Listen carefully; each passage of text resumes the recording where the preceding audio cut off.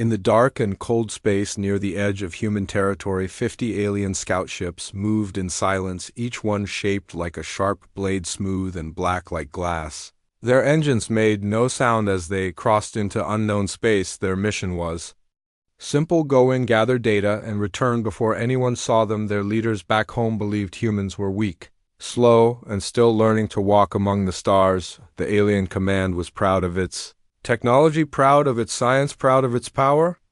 They believed no one in this part of the galaxy could stop them. They had scanned the human worlds from afar and saw nothing special: small cities, small ships, small minds. They thought humans were nothing more than noise in the night. But the first sign of trouble came too fast. The lead ship, called Scout 1, vanished without warning. Its signal went silent. No alarm, no damage report, just silence. The other ships noticed and paused for a moment, confused and alert. The fleet commander, known as Ralvek, ordered Scout 2 to move forward and check the last known location of Scout 1. Scout 2 drifted into the darkness, engines quiet, sensors wide open. Its captain watched the screen, waiting for any sign of danger, but found nothing, just silence and space. Then the screen turned black. All data stopped. No sound, no words, no light. Another ship was gone, just like that. Now the fleet was nervous. Ralvek called for tight formation. The ships moved closer together, their shields up, their weapons ready, but they could not see the enemy. They could not feel danger. Nothing showed up on their scanners. Nothing blinked in the star. Scout 3 tried to send a signal back home, but the message never left the ship. The comms were blocked, jammed shut. Like a door with no key, they were now alone, completely alone in human space, and something was watching them. Ralvek did not understand this. He had led missions for years and never lost a ship. Not like this, not without reason. He ordered all ships to retreat a little, to regroup and scan every direction. But as the ships began to move, Scout 4 flickered and vanished. 1 second it was there, the next it was gone. No explosion, no fire, no trace, just gone. Panic began to rise inside the fleet. Some captains asked to escape, to turn around and run, but Ralvek said no, not yet. We must understand what we are facing. We cannot run from a ghost. We need to find the source of this silence. Scout 5 broke formation and moved out fast, spinning its scanners in every direction. It saw something for a split second, a shadow, a flash of light. Then the ship was gone. Another silent death. No scream, no warning, no goodbye.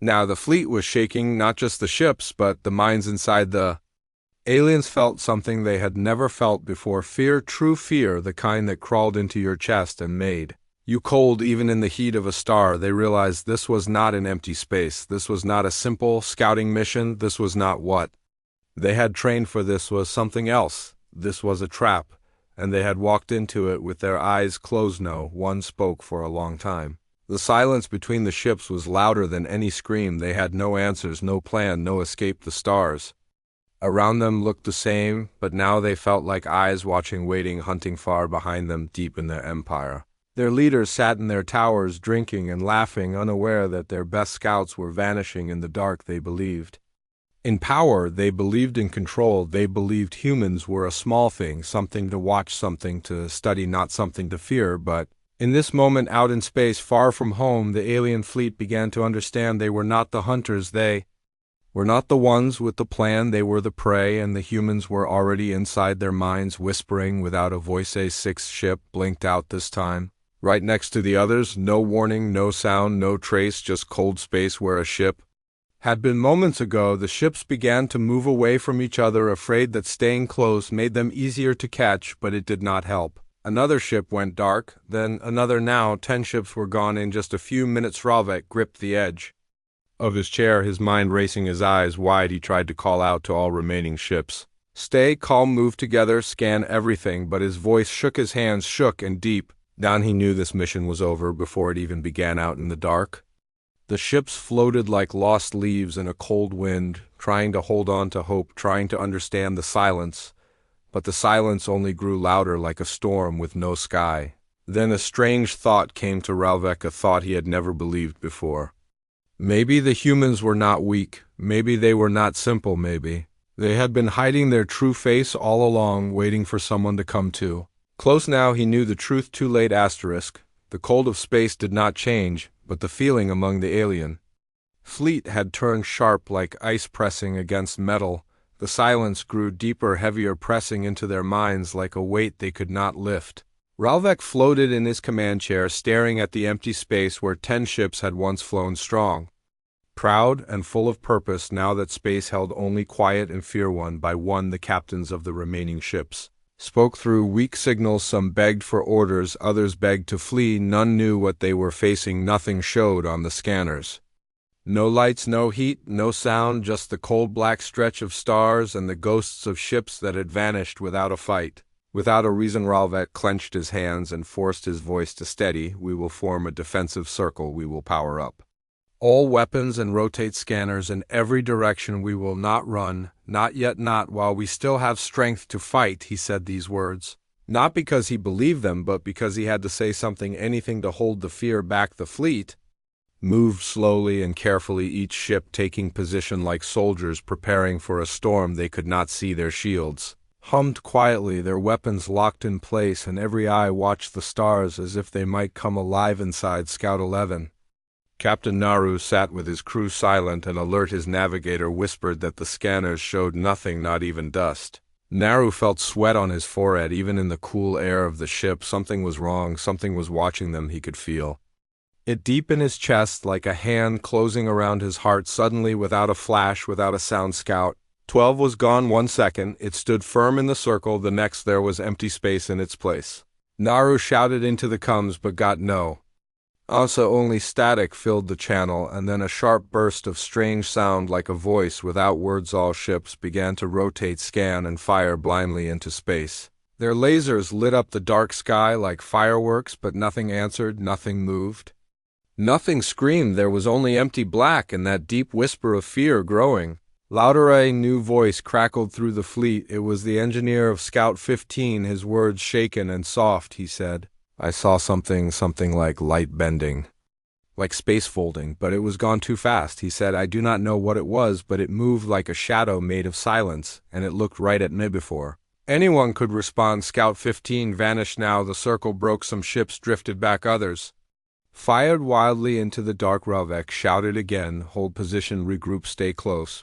But no one was listening now, not even him. His voice dropped into a whisper. We were not ready. We were never ready. In a hidden room on the largest ship, Commander Vex stood alone, watching a secret screen. His orders were different from the rest. He was told to test human space, to measure their defenses, to find their weak points, but now he had no readings, no data, no fleet, just fear and failure. He turned to his private pilot. Prepare escape route now. We must leave this place before the silence takes us too. But even as he spoke, the power dimmed, the lights flickered, and the ship began to drift. The engines were still working, but something unseen had wrapped around them like a net of dark energy, holding them still. Vex looked out through the glass and saw nothing, and then he saw everything, a single shape, moving slowly in the dark. A ship maybe, or maybe something else, something not made by hand, something with lines too perfect, too sharp, too wrong. Its surface reflected no stars, and its edges seemed to shift like liquid and metal together. He felt its gaze without eyes, its presence without form. He felt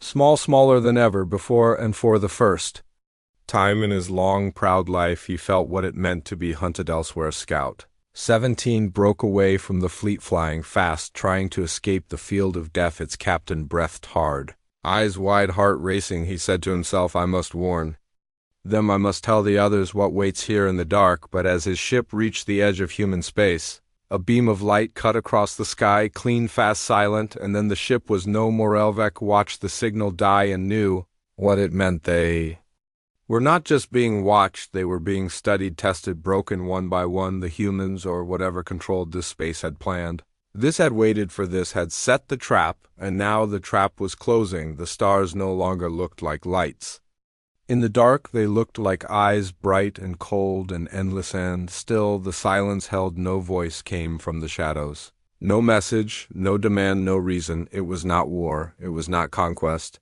it was something deeper, a warning, a line drawn in the stars. 50 ships entered human space, and now only a few remained, each one alone, each one shaking, and each one beginning to understand this was not just human territory. This was human home, and no one would leave without a price. And in that moment, Ralvek whispered something no alien leader had ever said before. We were wrong. Far away from the silent battlefield, deep beneath the surface of Earth, inside a hidden base buried under layers of stone and steel, a room full of quiet minds worked without panic, without fear. Each person watched the sky through screens, maps, and silent, blinking lights. They had seen the alien fleet coming days before it crossed the border. They had watched with calm eyes and steady hands. They had listened to every signal, every whisper, every move. This was the Observation Corps, a secret division of Earth defense created for one purpose: to see everything, to track everything, to understand everything before the rest of the world even noticed it. Was built in silence, funded in secret, protected by shadows. Only the highest leaders knew it existed. And even they rarely asked questions. Commander Ilara stood in the center of the room, her eyes locked on the central screen. She wore a plain gray uniform with no medals, no colors, no symbols, only a simple badge marked with a single letter H. No one in the room spoke unless needed. No one moved without reason. They were trained for this. They were born for this. The alien ships have passed into Zone 6, she said, her voice soft but clear. Begin Phase 3, full stealth protocol. Engage, activate. Sentinels 1 through 4, recalibrate AI threat maps. I want all escape vectors cut within 60 seconds. Yes, Commander, came the reply from a tall young man at the console named Juno. His fingers moved across the board like a pianist. Each tap sent signals to satellites, drones, and hidden weapons across space. He did not sweat. He did not blink. He had done this before, and he would do it again. Above the Earth in low orbit, a fleet of black machines came to life, without light, without heat. They moved through space like shadows made of glass. Their surfaces changed with every angle, hiding them from view. They had no crew, no voices, only purpose, each one linked to the central I called Helios, an artificial mind built not to learn but to protect. HALIOS had been watching the alien fleet since they left their homeworld. The AI had studied their language, their weapons, their formation, their hesitation. It had already predicted 23 likely escape plans from the enemy. It had already blocked all of them inside its mind. Helios held no hate, no emotion. It did not care for war or peace, only for order, only for control, only for protection of human space. The AI had released the first wave of countermeasures before the aliens even knew they were being hunted. Not lasers, not missiles, but silent pulses, waves of invisible light that confused scanners, blocked communications, bent radar, and erased coordinates. The aliens thought they were moving freely, but every step was guided. Every path was watched on Earth. Ilara turned to her second officer. Activate. Whisper, she said. The officer nodded and typed a single command across the solar system. Hidden towers buried in moons and asteroids began sending tiny pulses, messages built from silence themselves, messages that reached into the minds of the enemy and turned doubt into fear. Whisper was not a weapon in the old sense. It was a tool of confusion. It sent images, sounds, feelings across the void, signals that made machines forget, signals that made pilots feel watched, signals that turned courage into shadows. The alien fleet was strong, fast, and armed, but none of it mattered anymore. Their minds were shaking, their hearts were breaking, and they did not even know why. In the sky above them, invisible drones floated with eyes sharper than any living thing. They watched the ships split apart. They watched them fire in every direction. They watched them beg for help from stars that did not answer. HALIOS calculated the final phase in less than 3 seconds. It knew which ships would flee, which would fight, which would try to surrender. None of it would matter. None of it could change what was coming. Ilara looked back at the screen. Now only 20 ships remained. She knew within minutes it would be fewer. She did not smile. She did not speak. She only raised her hand and gave the final command: execute. Sentinel net above the alien fleet. The sky cracked open, not with light or fire, but with silence. A field of gravity waves surged through the area, twisting engines, freezing power cores, bending metal without touch. The aliens had no way to fight, no way to escape. They had entered a place where every rule had been written by human hands and rewritten by human minds. Ravak, on the lead alien ship, felt his chair tremble, his lights flicker, his walls bend. He screamed into the comms, asking for support, asking for answers, asking for help, but nothing answered, not even static, only the cold breath of a planet that had prepared for this day for years. In the dark, in the quiet, in the deep, he looked at the stars, and now they did not look like hope. They looked like traps, like waiting teeth ready to bite in his last moment before the lights went out. He understood this was never a mistake, never a surprise. The humans had seen them coming long before they arrived. This was not defense, this was design asterisk. Silence covered the stars like a dark blanket, no sound, no flash, no alarm, just the stillness of space. Untouched and unbroken, the alien fleet, once proud and sharp, now floated like broken leaves on a cold black ocean. Only 16 ships remained, their lights weak, their signals thin, their hearts heavy with fear. None spoke, but all knew the same truth. They had entered the jaws of something ancient and cold, something built not of hate but of calculation.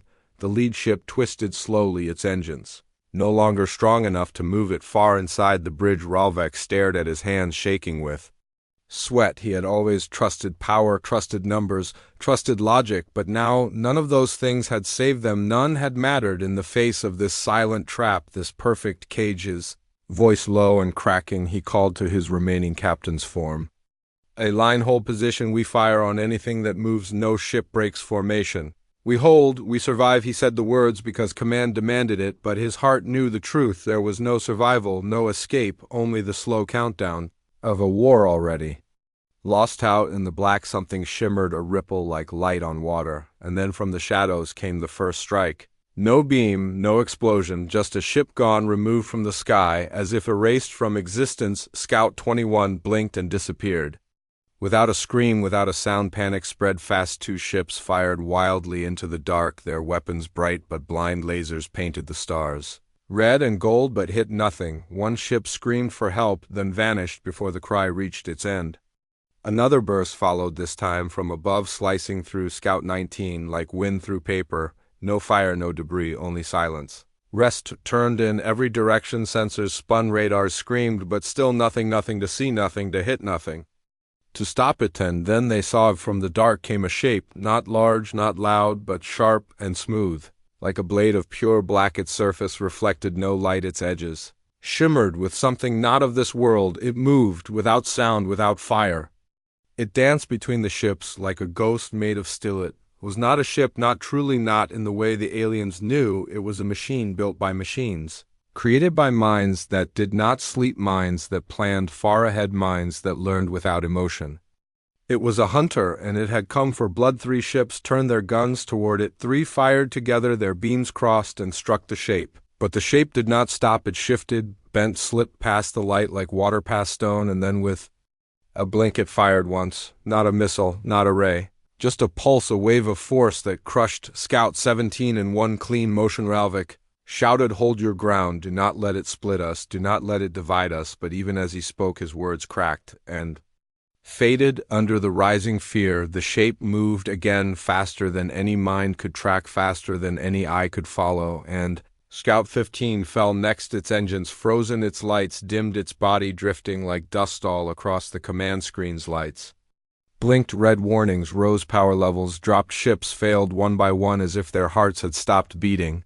Ralvek reached for control but found none. His ship was still, but not by choice. Something was holding it, something unseen pressing down like gravity made from thought on Earth, deep underground. Commander Ilara watched the battle without blinking, her hands folded behind her back, her face calm, her voice steady. She turned to her team. Engage final net, full blackout mode, remove all trace, begin purge operation. Now the final net was a field not of fire but of silence, a wall of pulses that erased signals, erased data, erased memory within seconds. No alien message could escape, no black box could store, no sensor could record. They were not just being destroyed, they were being forgotten. Back in space, Ralvek tried to send a final report, to scream into the dark, to say what happened, but his words died in his throat. His screen showed nothing, only static and flicker, and then cold. A second hunter appeared, then a third, not the same as the first, but close, each one moving without effort, without fear, each one silent and sure and deadly. Together they spun around the last 10 ships like sharks around blood. They waited, watched, studied, and then struck. Each move was clean, each kill exact. The ships fell like glass broken in the wind. Not a single one escaped, not a single one fought back. The last of them, Scout 11, tried to ram the nearest hunter, but its engines failed. Just before contact, and it fell dead like the rest in less than 2 minutes. The fleet was gone, all 50 ships. All lives, all signals removed from the sky as if they had never command. When the silence returned, it was whole and deep and endless above. Earth, the sentinels returned to shadow, the nets folded away, the weapons powered down. Commander Ilara closed her eyes and said one word, complete. No celebration followed, no cheers, no sound, only the cold logic. The stars were still but not peaceful. They hung above the quiet battlefield, like eyes that had seen everything but chosen to speak nothing. The sky, once filled with ships and signals, was now empty, cold, and untouched. Only 5 alien vessels remained, broken and scattered across the edge of human space engines. Burned sensors, failed shields, flickered. The survivors drifted like frightened animals, unsure of where to run or if running mattered at all. Captain Varn of Scout 6 clenched the arms of his chair, his eyes wide, his throat dry. He had seen fleets fall in his youth, but nothing like this. This was not battle. This was something else. This was precision. This was control. This was fear made into shape. His screen showed only static flickers and red warnings. One by one, his comrades had vanished, not destroyed in fire or storm, but removed like stains on glass. No debris, no signal, no farewell, only silence, deep and thick like the dark between galaxies. We cannot fight this, he said, his voice barely above a whisper, not to his crew, not to his command, but to the stars themselves. Maybe hoping they would listen, maybe hoping they would show mercy. The other 4 ships turned slowly, trying to regroup, trying to reach each other through broken. Comes one last signal was shared, one final call for unity. It came not from the fleet leader who had vanished with the others, but from Scout 9, where First Officer Kelm had taken command after his captain disappeared during the first wave. Kelm spoke calmly, though his face was pale and his hands shook. We turn now, we leave this space together, we fly hard, we burn every core, if we must, but we leave. He said those words with no pride, no hope, only the small fire of survival flickering inside. The 5 ships turned their noses away from the earth below and pointed toward the edge of the stars. Engines groaning, hulls shaking, weapons long since shut down and forgotten. They moved slowly at first, then faster still, as if speed might save them from the cold grip they felt behind them. Scout 14 led the group, its thrusters pushed beyond safety levels, its systems flashing with heat warnings, but it moved like it had something to prove, like it still believed in escape. Its pilot was young, his eyes wet with sweat and tears, his teeth clenched as he whispered to himself, go, go, go, just a little more, just a little more. For one brief moment, it looked like they might make it. The distance between them and the border of human space grew smaller by the second. The stars looked brighter ahead. The silence behind seemed softer. Hope returned like a shadow at dawn. Then it happened. The space ahead of them shimmered, bent, twisted like glass under pressure. A wall, invisible and endless, rose before them, not of metal, not of energy, but of force, pure and heavy. A net woven from gravity and silence. It stretched across their path and caught Scout 14 mid-flight. There was no sound, no crash. The ship simply stopped, like time itself had said no. Its nose bent inward, its wings folded, its lights faded, and then it was gone. Not exploded, not destroyed, just removed like a word erased from a book. The remaining 4 ships froze, all motion stopped, engines silent. Their crews watched with eyes wide and mouths open. The pilot of Scout 18 let out a long cry, not of pain, but of something worse, a cry of knowing, a cry of final truth. We are not at war, he said. We are already dead. Then a signal came through, not a voice, not a picture, just a text, 4 words that burned across every screen inside every remaining ship. You came uninvited, leave none. Captain Varn read the words once, twice, his heart cold, his breath slow. He looked at his crew, all of them staring, waiting for him to speak, for him to lead, but he had no orders, no ideas, no chance. He only nodded and whispered, I am sorry. Scout 6 was the next to fall, its engines suddenly reversed by unseen force, flipping the ship backward into the gravity wall. It folded in on itself like paper sinking into water and was gone. Scout 9 and Scout 18 tried to split, one darting left, one right, but the net was everywhere. It was not a wall, it was a cage, and the cage moved with them, closing, folding, wrapping around them with no touch, no fire, no sound. One ship sent a final signal home, a desperate burst of code and warning, but it never left. The net swallowed it before it could breathe, and the ship vanished seconds later. Now only Scout 7 remained, its lights Then its crew silent, its commander staring at a photo of his mate. Back home on a world that would never know what happened to him, he tapped the screen once, closed his eyes, and waited. The hunter ships returned, then black and smooth and silent they moved around Scout 7, not in anger, not in fear, not in cruelty, but with calm precision, like doctors around a patient, like machines finishing a task. The final ship blinked once, then was no more. In the deep rooms of Earth defense the screens turned blue, then dark, the operation complete, all traces gone. No record, no trace, no memory beyond those who had watched, and those who had watched said nothing. Across the distant stars on the world of Kiro Prime, the center of the Galactic Union, the skies were blue, the cities alive with the usual hum of trade and travel. Leaders walked marble halls dressed in rich cloth, scientists read data on glowing screens, officers polished metals earned through long years of command. No one on this world knew what had happened, no warning, no signal, no word from the fleet that had left to explore the human border. 50 ships launched with pride, with hope, with a sense of strength and superiority. Now all 50 were gone inside the High Council chamber, a vast dome of crystal and gold. The leaders of 13 worlds gathered, each face tense, each eye filled with quiet fear. They sat around a table made of dark stone carved from the moons of Varn centuries ago. It was a table where peace was shaped and war was declared. Today it held silence first.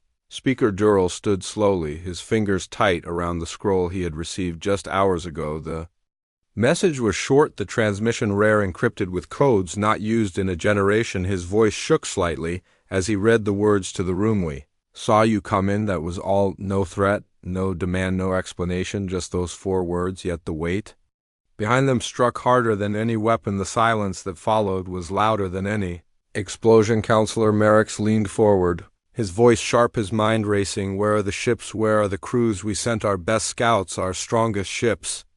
We spent cycles planning this mission. Did they breach the border? Did they provoke an attack? What happened to them? No one answered.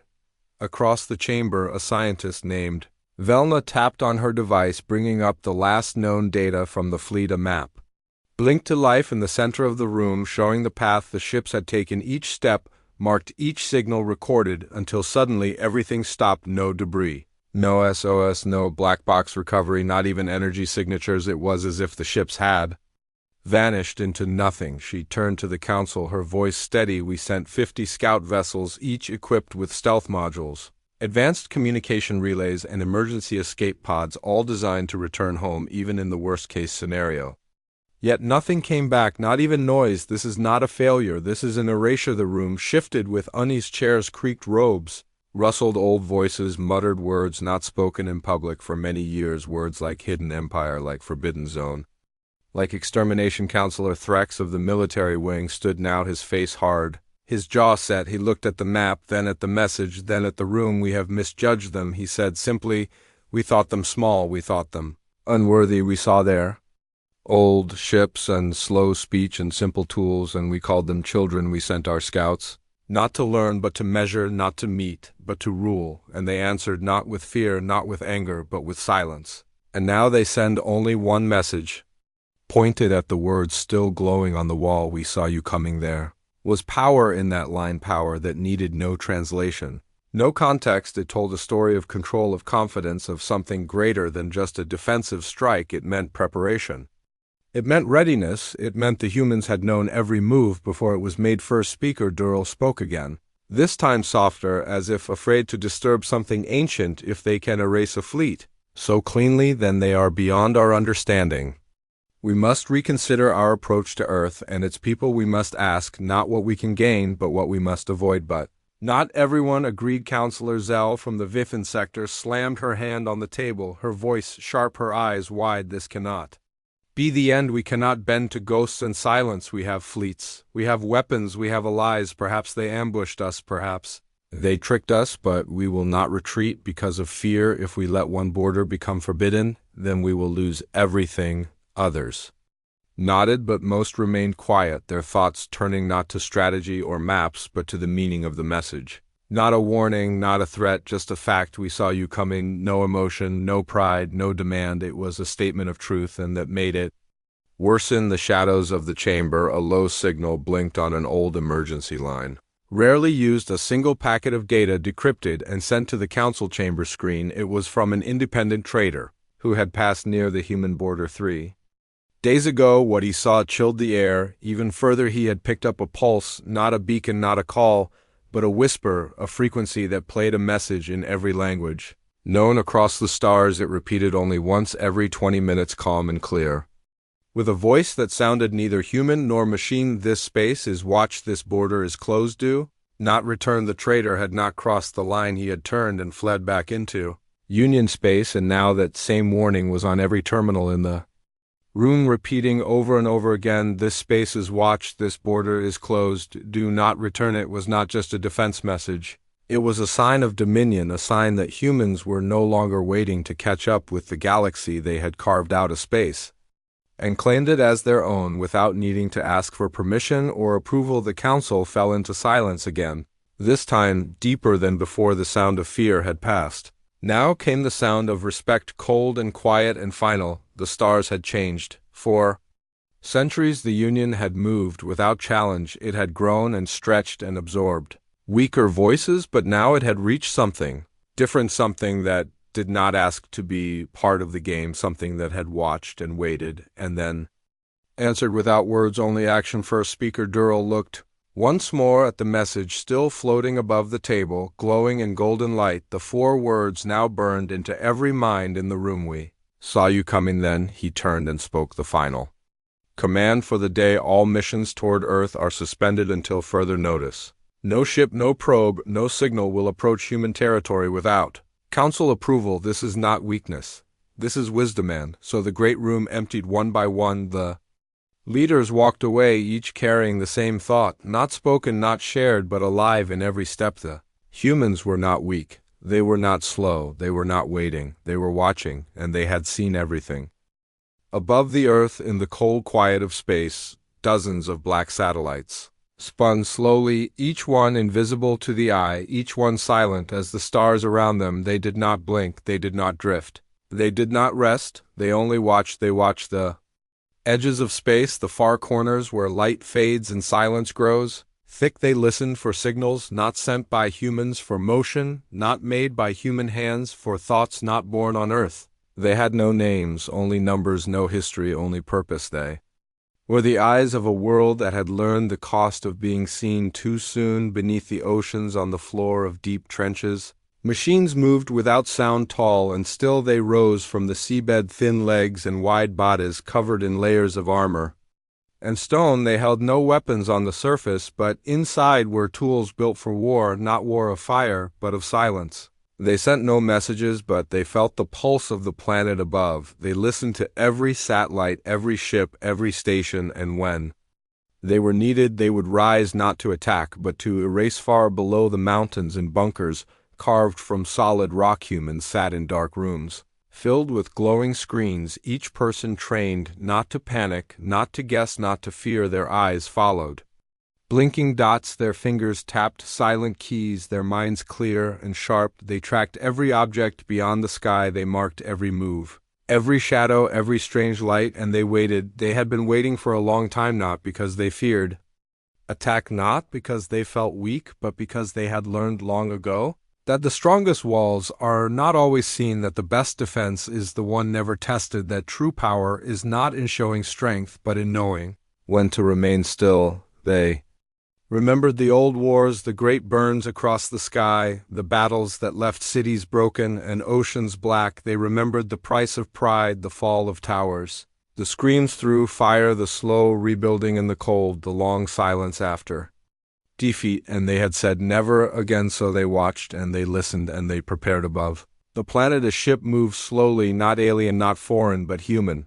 A patrol vessel, old but strong, its hull thick and gray, its engines steady. It drifted through the upper orbit, scanning and recording and sending calm updates back to Earth. Inside its bridge, a woman sat alone, eyes on the stars, hands on the controls. She had no fear, no question, only duty. Commander Allen had served for 12 years. She had seen nothing in all that time, no attacks, no signs, no reasons to fire a single shot, but she came every shift, every day, because it mattered.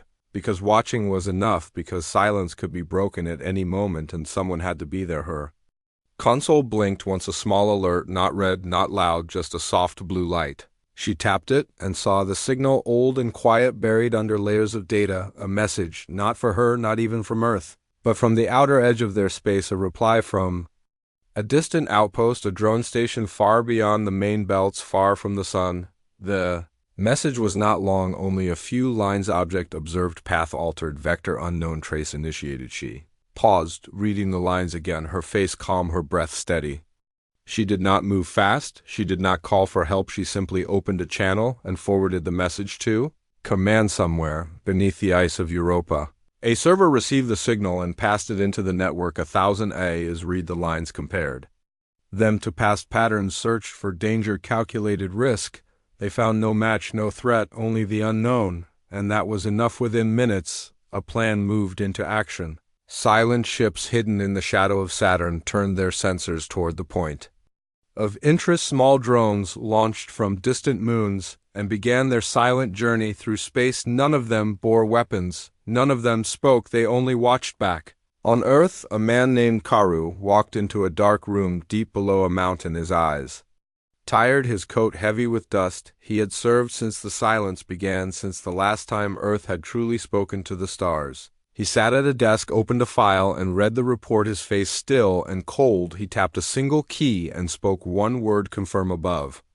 The planet, in a room of glass and metal, a child watched the stars. Her parent scientists had brought her here to teach her the patterns, the names, the stories behind each cluster, but she did not care about the names or the shapes. She cared about the feeling, the deep, quiet feeling in her chest as she looked into the endless dark and wondered what else was watching back. She did not know about the fleet that had vanished. She did not know about the message sent to the galaxy or the eyes above her or the machines below. She only knew that Earth was quiet and strong and still, and that the stars looked different tonight in a hidden lab far from cities. A machine woke from sleep, its surface smooth and white, its core glowing with soft blue light. It read the latest data from orbit, from the outer worlds, from the deep oceans, and calculated paths of probability.